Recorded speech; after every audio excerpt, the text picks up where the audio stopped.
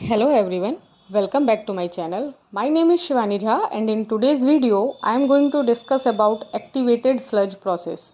So in this video we are going to discuss about activated sludge process. This is one of the most important wastewater treatment technology और sewage treatment technology. India में जितना भी treatment होता है sewage का उसमें से 60% of the sewage treatment इसी टेक्नोलॉजी पे बेस्ड है. So let's first understand why this process is used. Suppose कोई सिटी है एंड इस सिटी के पास कोई रिवर है. अब हम इस रिवर को यूज़ कर रहे हैं for various purposes like bathing, washing, cleaning in city. अब जब ये पानी यूज़ हो गया तब ये वेस्ट वाटर ड्रेन आउट हो जाएगा. तो ये जो वेस्ट वाटर है जो कि अब हमारे यूज़ का नहीं रहा, इसी को हम सीवेज कहते हैं. तो हमारा वेस्ट वाटर मीन्स सीवेज जो है उसको किसी भी नियर बाई सोर्स में हम डिस्चार्ज कर देते हैं. नियर बाई सोर्स हमारा रिवर है यहाँ पे, तो वो पॉल्यूट हो रहा है. How? So we see this water has heavy metals, chlorides, carbonates, sulphides, organic matter, gases, suspended solids etcetera. ये जो हमारा यूज्ड वाटर है इन सब में हमें ये देखने को मिलता है. अगर हम इन सब को देखते हैं तो इनमें से कौन सा मोस्ट क्रिटिकल पैरामीटर है? तो यहाँ सबसे ज़्यादा क्रिटिकल चीज़ है ऑर्गेनिक मैटर. अगर हम इसको ट्रीट कर लेंगे ऑर्गेनिक मैटर को तो सारे प्रॉब्लम्स हमारे सॉल्व हो जाएंगे. So let us understand what is organic matter. Because activated sludge process की ये हमारा इस प्रॉब्लम को सॉल्व करने का एक्टिवेटेड स्लज प्रोसेस जो है वो हमारा इसी ऑर्गेनिक मैटर के प्रॉब्लम को सॉल्व करने के लिए हम यूज़ करते हैं. तो ऑर्गेनिक मैटर होते क्या हैं? जो भी चीज़ डिग्रेड हो सकती है like fruits, vegetables, leaves, plants, woods, जितनी भी चीज़ें हैं जो कि डिग्रेडेबल हैं विद टाइम, उसी को हम ऑर्गेनिक मैटर कहते हैं. In technical terms those compounds which are made up of CHONS is known as organic matter. ये CHONS क्या है? Carbon, C carbon, H hydrogen, O oxygen, N nitrogen and S sulphur. So how can we treat the organic matter present in river? How can we remove?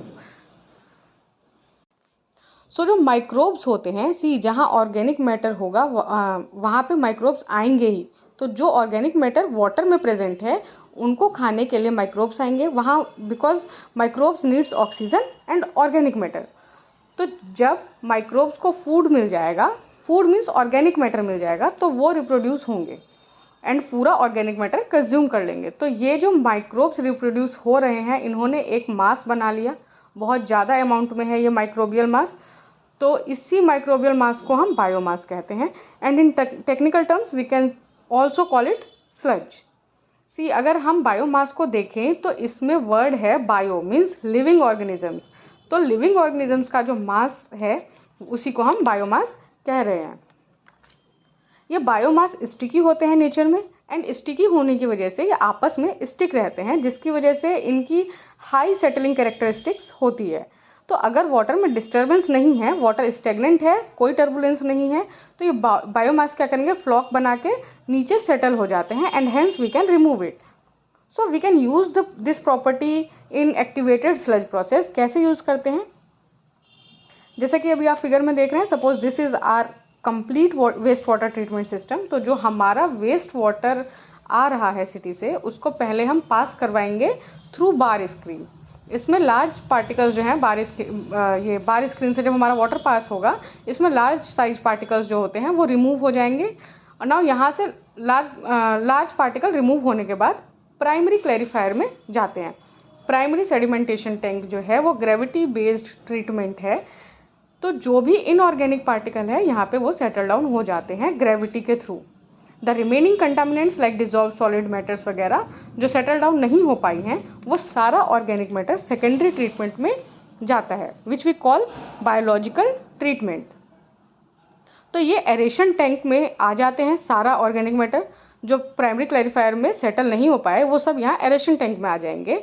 अब यहाँ organic matter तो है but microbes को oxygen भी चाहिए होता है. तो यहाँ एरेशन टैंक में नीचे से डिफ्यूज़र लगे हुए हैं. तो इन्हीं डिफ्यूज़र से ऑक्सीजन की सप्लाई होती है और एक प्रोसेस है ऑक्सीजन को ऐड करने का, दैट इज़ मैकेनिकल प्रोसेस. इसमें रोटर्स लगे होते हैं इनसाइड द टैंक. तो जब हम ऑक्सीजन सप्लाई करने लग जाते हैं तब माइक्रोबियल मास जो है हमारे वो रिप्रोड्यूस होने लग जाते हैं. बिकॉज वो ऑर्गेनिक मैटर कंज्यूम कर रहे हैं एंड ऑक्सीजन आर्टिफिशियली हम उनको प्रोवाइड कर ही रहे हैं, तो धीरे धीरे ये सारा ऑर्गेनिक मैटर ख़त्म हो जाएगा एंड टैंक में बस माइक्रोबियल मास रह जाएंगे। तो हम माइक्रोबियल मास कैसे रिमूव करेंगे? By providing turbulence free condition. उसके लिए हम इसको इस सारे मिक्सचर को जो एरेशन टैंक में है हमारा, उसको दूसरे टैंक में डाल देते हैं, known as SST, secondary sedimentation tank. It is also known as secondary clarifier. So biomass will be removed in a secondary sedimentation tank.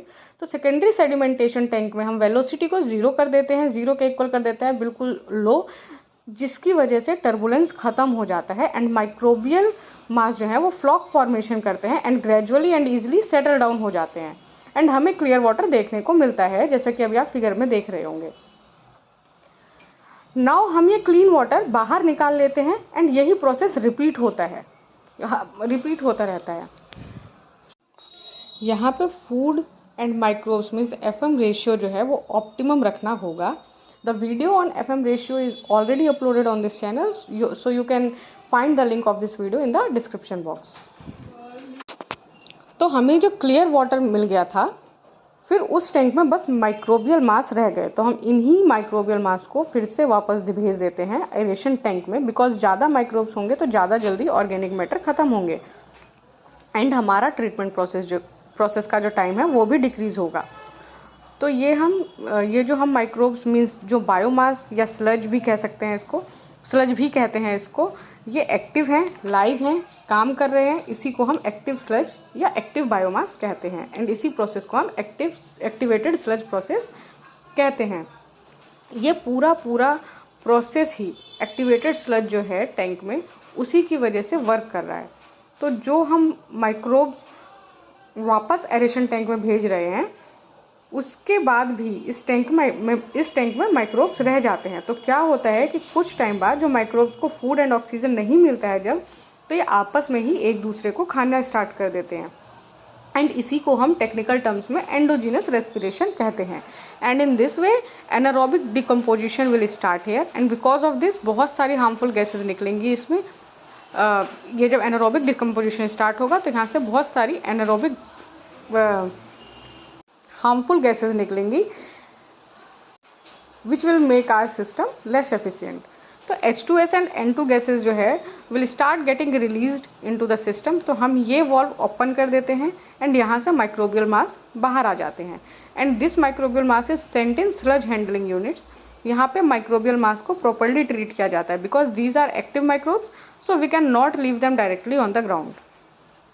So this is all about activated sludge process. I hope you like this video, and if you like this video then please do like, subscribe and share this channel. Thank you for watching.